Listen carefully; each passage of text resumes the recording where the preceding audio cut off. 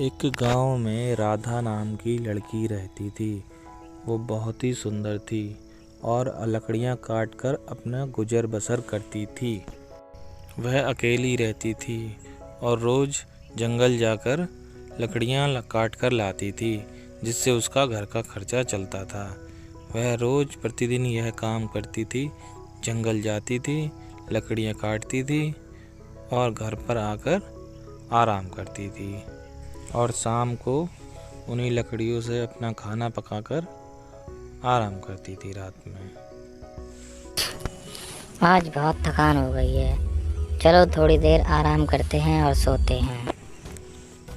रोज़ की तरह राधा अगले दिन भी जंगल की ओर जाती है लकड़ियाँ काटने। वह धीरे धीरे जा रही होती है, लेकिन आज उसे एक लड़का मिलता है अनजान, जो कि उसे घूरता रहता है। इसलिए वह जल्दी से लकड़ियाँ लाती है और चली जाती है।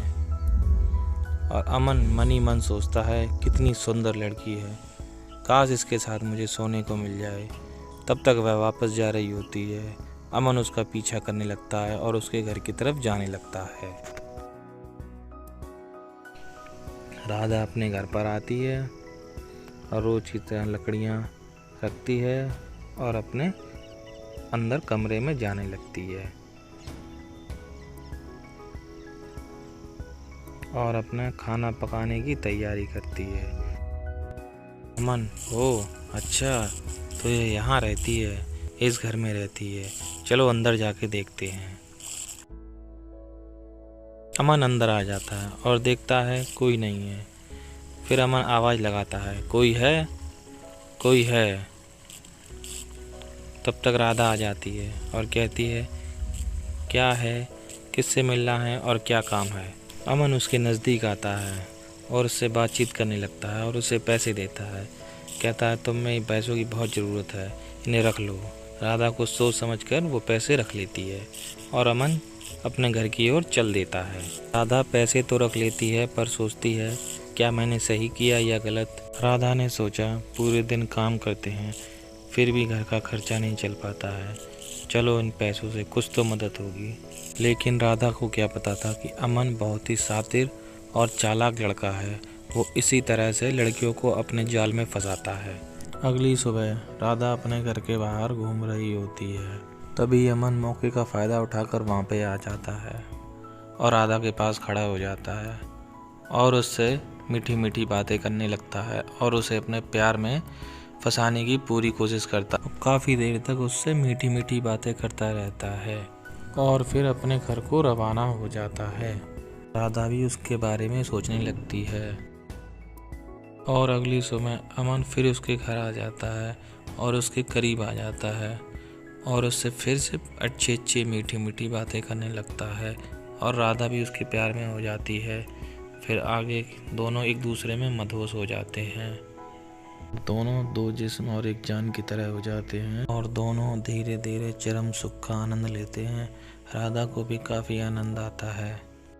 शाम को अमन अपने घर की ओर निकलता है और कहता है, वाह, आज तो मज़ा ही आ गया, काश ऐसा मज़ा रोज़ मिले। और दोनों एक दूसरे के बारे में रात भर सोचते रहते हैं और ख्याल करते रहते हैं। और अगले दिन राधा फिर से सुबह अपने घर के बाहर घूम रही होती है और अमन का इंतज़ार करती है। लेकिन सुबह से शाम हो जाती है, अमन का कोई पता नहीं चलता और वह उदास होकर अपने कमरे में चली जाती है। और फिर अगली सुबह अमन उसके घर फिर से आ जाता है और राधा भी आ जाती है और दोनों फिर से पास आ जाते हैं और अच्छी अच्छी मीठी मीठी बातें करते हैं। और अमन उसका हालचाल पूछता है और कहता है, पिछली रात कैसी रही। फिर से दोनों एक दूसरे में सुध बुध खोकर खो जाते हैं और एक दूसरे को प्यार करने लगते हैं और फिर से दोनों एक दूसरे में खोकर चरम सुख का आनंद लेते हैं। शाम का समय होता है और राधा कहने लगती है, अब क्यों ना हम लोग साथ ही रहने लगे। अमन सोच विचार में पड़ जाता है और कहता है, मैंने इस बारे में भी सोचा नहीं। अमन सोचने लगता है, क्या आफत गले पड़ गई। और अपने घर की ओर रवाना हो जाता है।